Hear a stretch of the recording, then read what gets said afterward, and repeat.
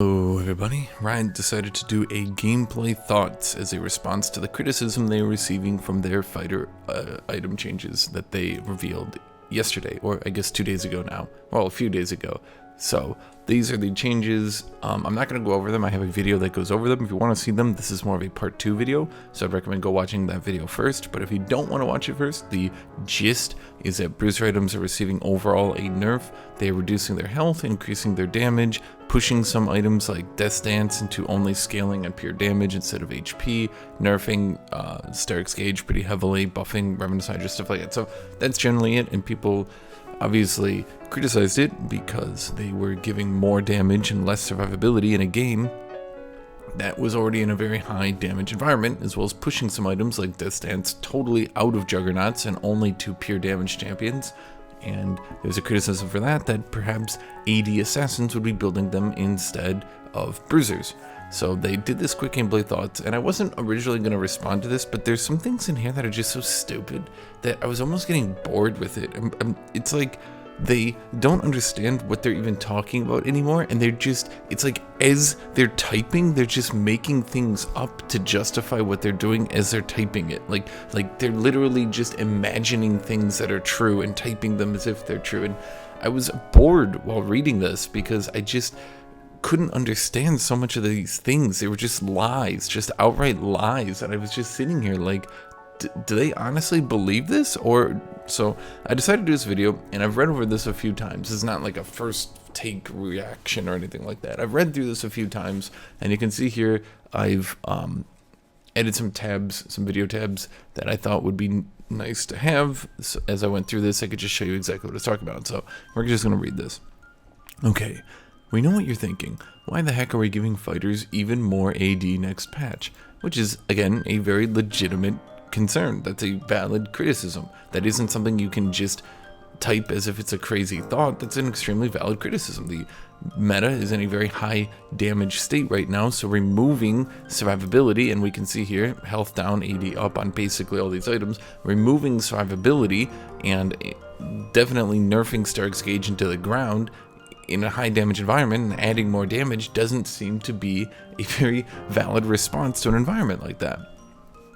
The gist of it is that ever since the preseason 2021 item overhaul, light fighters like Aurelia and Xin have felt a lot more unpunishable a lot more like unpunishable tanky murderers than they really should. See, I like the fact that they took Aurelia and Xin Zhao though, because here's the issue with taking those two particular champions is I actually happen to remember the item update happened at the end of Season 10, so the patch note would be at the end of Season 10, but that's not when Aurelia got changed. It was actually in 11.14, so more than halfway through Season 11, so like 16 patches after the item update, that's when they pushed Aurelia to 110 health growth. 110 health growth. If you ever wondered why Aurelia starts to feel so tanky, well, Defiant Dance, this is when they buffed Defiant Dance to be way more damage mitigating, and this is when they gave her 110 health growth. And in fact, if we look here, the 2,390 HP she has at level 18 was not part of the item update at all. That was not part. The buff to Defiant Stance, where it mitigates way more damage, and the buff to her HP was not part of the item update. So when they're mentioning Aurelia here, that feels extremely disingenuous. They also mentioned Xin Zhao, but here's the problem when mentioning Xin Zhao. Actually, Xin Zhao was changed in 11.16, if you remember that, to make his ultimate duration increase to 5 from 3. They did remove that basic attack ability cast extend the duration, but it was very difficult, particularly in a team fight, if you were getting stunned or running away, to get that duration up. So by giving it the 5 seconds minimum duration, this was the mini rework, by the way, that allowed him to thrust his W forward and mark you for a charge. This once again happened in 11.6, not in the item update. So when they're mentioning two champions by name, who both received updates after the item update that made them feel a lot more like unpunishable tanky murderers than they really should, that isn't the item update's fault. Let's move on. When these kind of champs have too much of their power in health and defensive skewed items, their high risk, high reward playstyles get washed out and become reliable, low risk, yet still high reward. Well, actually, here's a problem like that. It's not that they have too much power in health and defensive skewed items. Xin Zhao did have an Eclipse build. Eclipse was nerfed into the ground. Irelia doesn't go Gourd Drinker at all. In fact, she goes Shield Bow, which actually I didn't even think about until just now, which, wait, what the fuck? Yeah, actually, here's Masters plus Irelia. She goes Blade of the Ren King Shield Bow, Death Stance.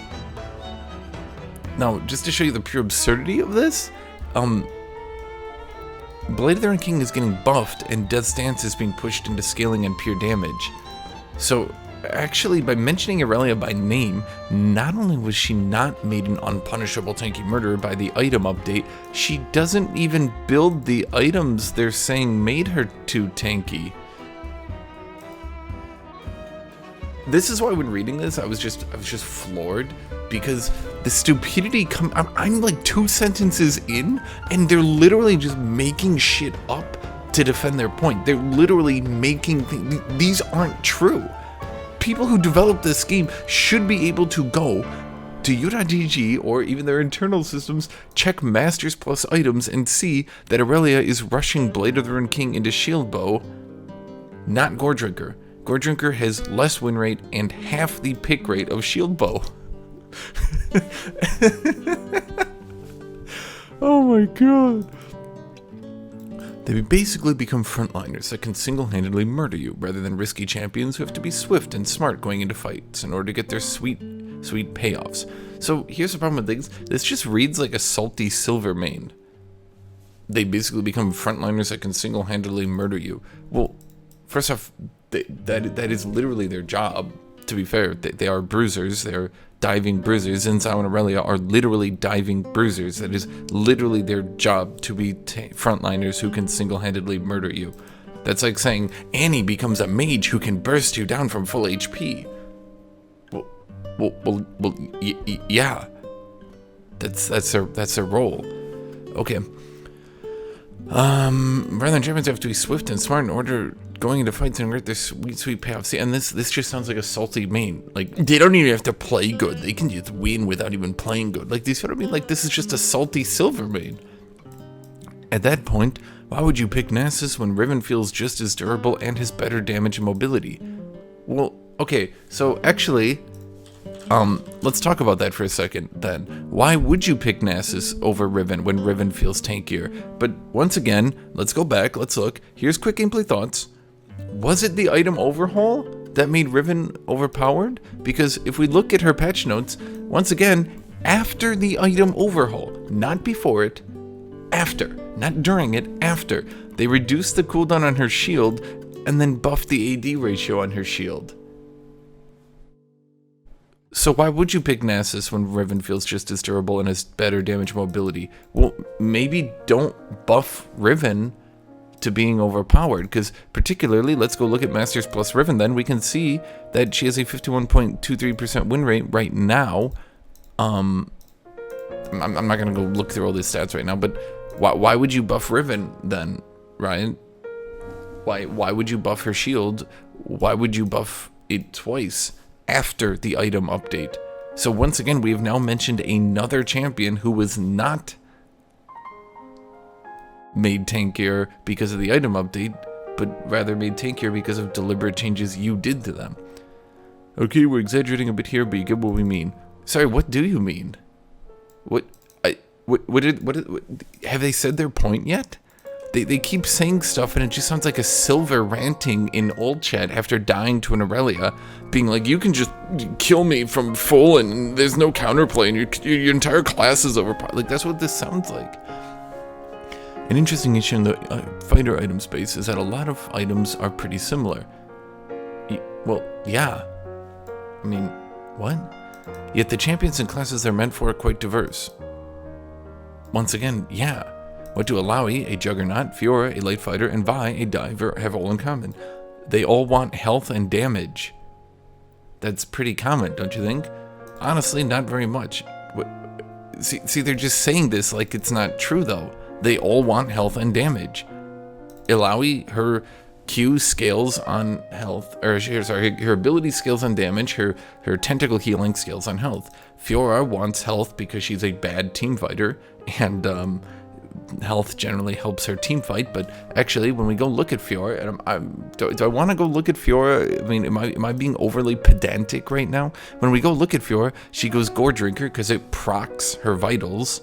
That's something not a lot of people know. It procs her vitals, so obviously she's gonna go Gore Drinker. Stridebreaker is shit, so we can still see Stridebreaker is getting picked a lot though. And then she goes Ravenous Hydra into Death's Dance, maybe a Sterak into Guardian Angel. So the only health items she builds are a Gore Drinker and a Sterak. She's not incentivizing health, but let's go back here. And Vi's passive scales on health and her damage scales on, well, damage.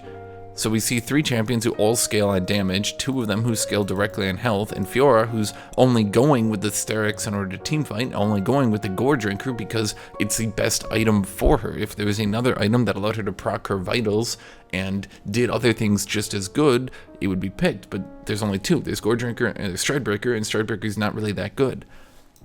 Honestly, not very much. Once again, this is just a lie. But they use a lot of the same items and are all called fighters. Which is, what? Yeah, and mages use a lot of the same items and are all called mages. Last season, the problem got even worse, as they all consolidated around a handful of powerful items like Gore Drinker and Sterak's Gauge.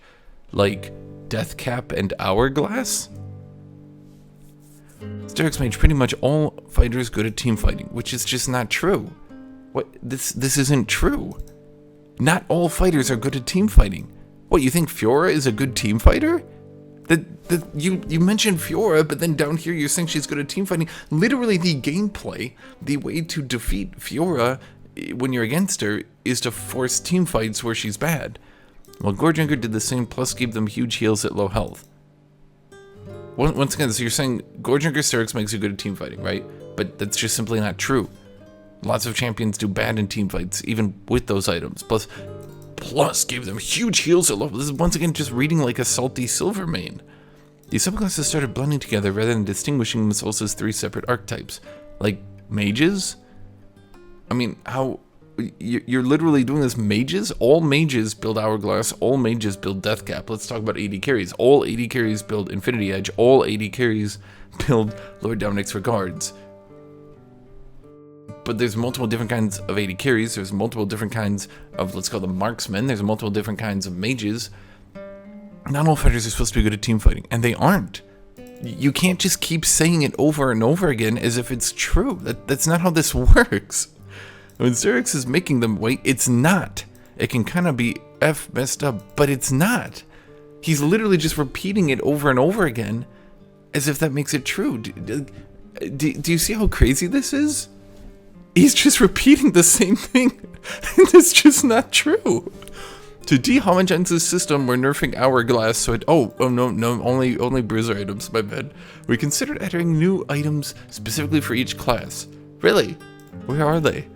We did a bunch of early explorations for new fighter items, and even tried overhauling some existing and underused ones. Oh, good. So I'm sure there's going to be lots of adjustments and changes to ensure that Juggernauts continue to have items, and they're not just pushed into AD Assassins, right?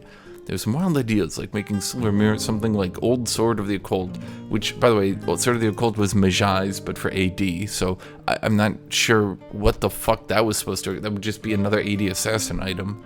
Oh, okay, great. And a killed-in-the-box version of Maw that would grant vulnerability. Why would you admit that you tried that idea? That would be like me admitting I tried to fuck a cactus. Don't say it out loud. These explorations were fun and interesting. Neither of these sound fun and interesting. AD Assassin's Talon getting a Majai's and an invulnerability? That does not sound fun, nor does that sound interesting. But you came to realize that this was building on a shaky foundation of... See, they're just saying things without backing them up or saying they're true. Before doing anything, we need to make sure no item in the current system is a default item of every subclass. So, like Hourglass, Lord Dominic's Regard, Death Cap, Infinity Edge. Sorry? Is it only not good when bruisers do it? Each subclass also needs to have exciting items that reasonably covers their needs. And last but not least, for long-term health of the fighter class at large, we had to ensure that no items break down their subclasses' weaknesses. What weakness? Are bruisers supposed to be bad at team fighting? What are they supposed to be good at then? Split pushing? Early game? Oh, what? I'm confused. Once we have those fundamentals down, maybe then we consider adding new items if necessary. So once again, you're going to do large nerfs, and then later on if you feel like it, but based on the wording here, this guy very much does not like bruisers. We can see that. He keeps saying bruisers are overpowered, and he keeps saying we need to nerf them. But, you know, let's go look here, by the way. Let's go to Masters Plus. He mentions Aurelia at 49% win rate. He mentions Xin Zhao at, where is he? 51% win rate. He mentions Fiora at 51% win rate. Okay, that's great.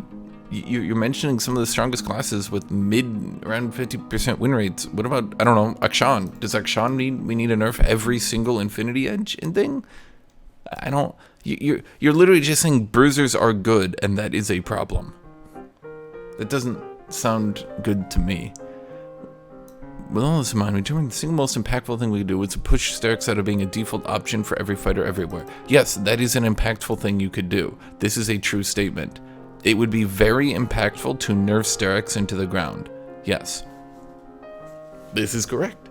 It should be a very strong anti-burst teamfight item for option for juggernauts like Darius, whereas champions like Viego or Master Yi shouldn't get access to that without some serious trade-offs. Yes, a trade-off is they don't get to build a different item, they get to build Sterak.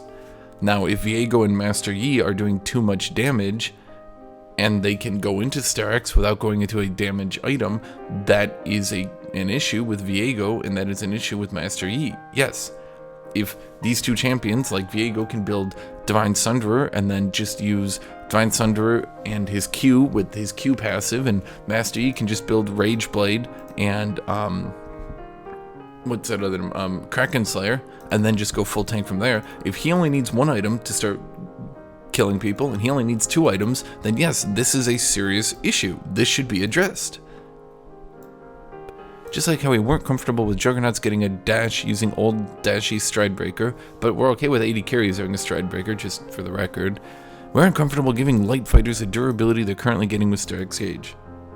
But you're okay with every single mage having Hourglass, and every single mage being undiveable, potentially, with their stupid shieldy damage reduction item. These kinds of characters do need some defensive options though, and for that we're moving Death Stance back towards hybrid physical damage reduction. Well, no, actually you're using words wrong. These aren't, see, words have a meaning, words mean things, and this is not the wrong way to do it. It is not reducing damage, it is displacing it. This stance will not give any magic resist, it will just displace magic damage. So it's not reducing it. The reason we chose this stance is that the item requires fighters to actually deal damage in order to survive the bleed. Well, no, they need a kill, not to deal damage. They need, remember, you removed, it doesn't have Omnivamp anymore. It only heals if you kill someone. They can't just sit on the front line and soak damage, happy as a clam. Who would do that? Like, do you see how this reads? Like, do you see how this reads? This is someone so fucking salty at Bruisers, it's ridiculous. He's so salty. They can't just soak in the front line and soak damage, happy as a clam. That's like me if I said 80 carries, now that we nerf shield bow, 80 carries can't just sit on the back line and auto attack, happy as a clam. Like, do you see how this wording put to another class just sounds extremely salty? Leisurely waiting for the right opportunity to go in. What does that mean? Who can do that? Who just sits on the front line and soaks damage? You would die. Unless they go in with finesse, Death Stance won't save them. I don't even know how to, like, unveil this statement, because this is so stupid. This is just salt. I'm literally on, like, the fucking salt fields of Star Wars right now. Outside of that, we shifted some other item sets around to make sure that light fighters don't incidentally stack health by building their damage items. Yes, by nerfing them. You just nerf them. Risky characters should be building offensive tools to open them to death when they play poorly. then you should incentivize damage options, which are not being incentivized because everyone one-shots everyone anyway. So those items have to be powerful and tempting to purchase. Not every fighter should be able to use every fighter item in the shop, but every fighter should feel like they have items built for them. Okay, so this is just a general statement of, if we did things well, things would be better. I mean, yeah, generally. I really do want to note that we're watching this closely and following up on outliner champions or items, whether too strong or too weak. We're also keeping an eye on other classes who might approach these items as well.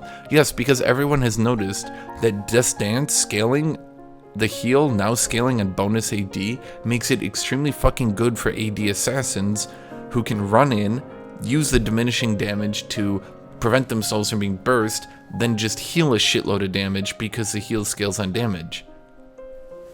Yes, this will 100% be built on AD assassins in the mid to late game. This is not a surprise. Everyone knows it's going to happen.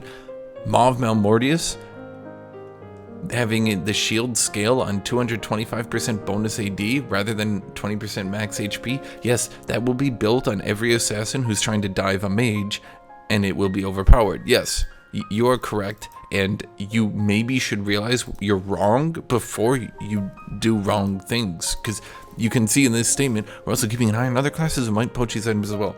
You can see with this statement, he knows. He knows that AD assassins are going to build this item. That Talon with Dance is going to have, well, Dance 3rd, possibly Maw 4th. He's going to stack Dance and Maw. Because damage is so high, he's still going to one-shot people. Like, we know this is going to happen. Some overlap is fine, but when an item choice overrides one of their class weaknesses, what is their weakness? He keeps talking about this weakness. He seems like a really salty dude who's saying, bruisers need to be bad in team fighting. Well, yes, when they're bad in team fighting, they don't get picked, though, because it's a team fighting game. The whole point of Sterak was to make them not bad in team fighting, so they would be picked more often. I don't think this developer remembers because he's new to being the lead developer. But yes, one of the reasons Sterak was pushed was that bruisers were being pushed out of the game, actually. They, in Season 10, pushed Blade of the Ruined King to being really overpowered, which is, by the way, what they're doing now. And that was sort of a band-aid until they could come up with a system to try to make bruisers fit into the game better. We still think there are more spots in the system that need work. Yes, the entire system, because you just broke it again. But we'd rather make a good step. This is not a good step. You can't just call it a good step. Good step towards making the current system better. Once again, you're not making it better. Then wait until we can change it all at once. So in other words, you're nerfing all bruisers because you're salty, and then you'll wait and maybe buff them if the community feedback is too harsh. But here's the question, and this is a legitimate question. Based on this guy's terminology and based on what he has said, do you truly believe that this is the sort of person that will be willing to admit he made a mistake and go back and be like, oh wow, after nerfing Sterak's Gauge and Dance, so Darius can't really use them very well anymore, now we're gonna go back and adjust Darius and Alawi and Aatrox and these champions? Well, no, he'll probably just say, oh no, we're waiting on it. Oh no, 48% win rate is fine. Oh no, they're still being picked 2% of the time. Like, that's what this guy sounds like. And just to be clear, when we look at top lane, we can see Camille doesn't, in fact, here's a certain thing. Camille, Divine Sunderer getting more damage is fine. She's going Ravenous Hydra, which is being buffed on her. Ravenous Hydra is getting buffed, so the current top laner is likely getting buffed.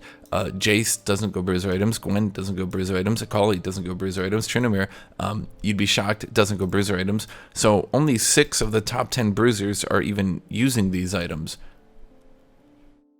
If we go into jungle, I think it gets a little bit higher with Lee Sin, Viego. Diana doesn't. Hecarim does, but he's actually using a slightly different build. Xin Zhao does, Kha'Zix doesn't, Kayn sometimes does, Nidalee doesn't, Jarvan does, Graves doesn't. Like, there's no clear consensus that these items are so broken we need to revamp everything. And again, should we be nerfing Infinity Edge and Lord Dominik's because it's making Jhin good in team fighting and late game? Isn't that supposed to be Jin's weakness? Oh, he's a lane bully. He shouldn't be good in team fighting and late game. We need to nerf Infinity Edge and Lord Dominik's. What about mages? Oh, guys. What are we gonna major? Oh, LeBlanc shouldn't be good in late game and team fighting. She's a lane bully, an assassin. We need to nerf Hourglass and Deathcap. Like, that's what this sounds like. This is a really salty dude being salty. This video is far longer than I intended it to be. So, yeah. That's it. That's this video. Nothing really more to say. Thank you to all my Patreon supporters. Join my Patreon if you are interested in that sort of thing. Make sure to like, make sure to subscribe. You can join my Patreon if the link is in the description. Otherwise, thank you all for watching. Thank you all for being here. I hope you have a great rest of your day. I hope you have a great time. Thank you, everybody. Bye-bye.